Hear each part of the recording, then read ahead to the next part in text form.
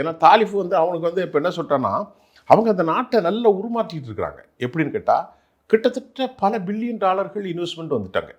25,000 கோடி, 30,000 கோடி, 40,000 கோடின்ட்டு.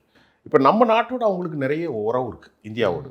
நாம் ஒரு பெரிய நான் இந்தியாவை பொறுத்தவரை 1000 கோடி ரூபாய் செலவு பண்ணி அங்கே உள்ள பார்லிமெண்ட்டு கட்டி கொடுத்தோம். ஆப்கானிஸ்தானுக்கு பார்லிமெண்ட் கன்ஸ்ட்ரக்ஷன் பண்ணது நாம தான். நம்ம அது இல்லாமல் 2 பில்லியன் டாலர் அவங்களுக்கு உதவி செஞ்சுருக்கோம். இப்போ மோடி அவர்கள் ஒரு பெருமைக்குரிய ஒரு விஷயம். நம்ம நாட்டை பொறுத்தவரை நீங்கள் ரொம்ப கவனிக்கணும். நம்முடைய ரத்தத்திலே அந்த மாதிரி கிடையாது. நீங்கள் ரொம்ப நல்லா கவனிச்சு பாருங்கள் சார். எப்படின்னா இலங்கையில் சாப்பாடு இல்லாமல் ரொம்ப கஷ்டப்பட்டாங்க.